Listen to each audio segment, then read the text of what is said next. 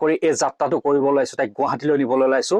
সম্পূৰ্ণ মোৰ গাড়ীত লৈ যাম, সম্পূৰ্ণ বিনা পইচাৰে মই তাত গৈ তাইক ট্ৰিটমেণ্ট কৰা। মাটি বাৰী কমপ্লিট বিকিলে যিটো ঘৰ আছে, এই ঘৰটো এতিয়া বৰ্তমান বেলেগৰ। এই 11 বছৰীয়া ছোৱালীজনীৰ অৱস্থা এনেকুৱা ধৰণৰ যে দেখা পাইছে, এয়া হৈছে আমাৰ প্ৰজেক্ট সোণৰ অসমৰ 2024ৰ 21 নম্বৰ ঘৰখন। যিহেতু দিৱালী হৈছে হাঁহি বিৰিঙা উৎসৱ, পোহৰৰ উৎসৱ, আমি ভাবিলোঁ যে এই দিৱালী দিনাখনে তেওঁলোকৰ জীৱনত অলপ হ'লেও যাতে আমি পোহৰ দিবলৈ পাৰোঁ। নমস্কাৰ, আজি আমি কথা পাতিব গৈ আছোঁ অসমৰ দুজন বিশেষ ব্যক্তি, যিয়ে নিস্বাৰ্থভাৱে আজি কেইবাবছৰ ধৰি দুখীয়া মানুহক সহায় কৰি গৈ আছে। আজি আমি কথা পাতিব বিচাৰিছোঁ মিষ্টাৰ বিটু দা আৰু সময় গগৈ দাৰ বিষয়ে।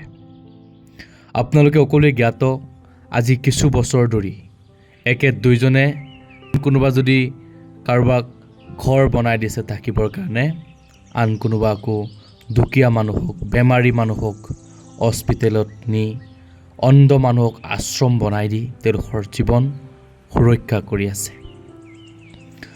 অসমত বহুজন ইউটিউবাৰ আছে যিয়ে মাহত লাখ লাখ পইচাৰ ইনকাম কৰে, কিন্তু দুখীয়া মানুহৰ কাৰণে 10 টকা এটা পইচা সহায় কৰিব নোৱাৰে। কিন্তু তেখেত দুইজনে এইটো কৰা নাই। তেখেত দুইজনে ইউটিউবৰ পৰা যিখিনি পইচা পায়, এই সকলোবোৰ পইচা দুখীয়া মানুহৰ কাৰণে কিবা এটা কৰিছে। যদি তেখেতলোকে ক'ৰবাত কোনোবা যদি মৰমত 1 টকা দিছে, এই 1 টকাও তেখেতলোকে দুখীয়া মানুহৰ কাৰণে সহায় কৰিছে। তেখেতলোকে অসমৰ বিভিন্ন চুকে কোণে সংগীত অনুষ্ঠান কৰি, মিষ্টাৰ বিটু দাই কেইবাদিনৰ আগত আমাৰ মাজুলীত, দখুৱাখানাত, শিৱসাগৰত তেখেতে দিন ৰাতিয়ে কষ্ট কৰি সংগীতৰ যাত্ৰা কৰি আছে। কেৱল এটাই উদ্দেশ্য, দুখীয়া মানুহবিলাকক, এই অন্ধ মানুহবিলাকক কেনেকৈ থাকিবৰ কাৰণে এটা গড় সাজি দি তেখেতলোকৰ জীৱন সুৰক্ষিত কৰিব পাৰে। সময় গগৈ দাই প্ৰত্যেক দিনে ৰাতিয়ে কাম কৰি আছে সোণৰ অসমৰ দ্বাৰা, যে এই ঘৰ নথকা মানুহবিলাক অথচ তেখেতলোকৰ জীৱনটো ৰক্ষা কৰিবৰ কাৰণে, তেখেতলোকে যদি ৰদ বৰষুণে থাকিব নালাগে, তেখেতলোকৰ জীৱন সুৰক্ষাৰ কাৰণে এই দুজন মহান ব্যক্তিয়ে আজি দিনে ৰাতিয়ে কষ্ট কৰি আছে। তথাপি অসমৰ একাংশ মানুহে কয় তেখেত দুইজনে এই দুখীয়া মানুহবিলাকক লৈ ভিডিঅ' বনাই লাখ লাখ ভিউজ লৈ আছে। সেইটো ভুল নুবুজিব ৰাইজ। একে দুটাই যদি ইউটিউবৰ পৰা এই ভিডিঅ' বনাই দি যদি 2 টকা ইনকাম কৰিছে, এয়া আকৌ এই দুখীয়া মানুহবিলাকৰ কাৰণেই, এই দুখীয়া মানুহবিলাকৰ কামতেই একেলগে ইউজ কৰিছে।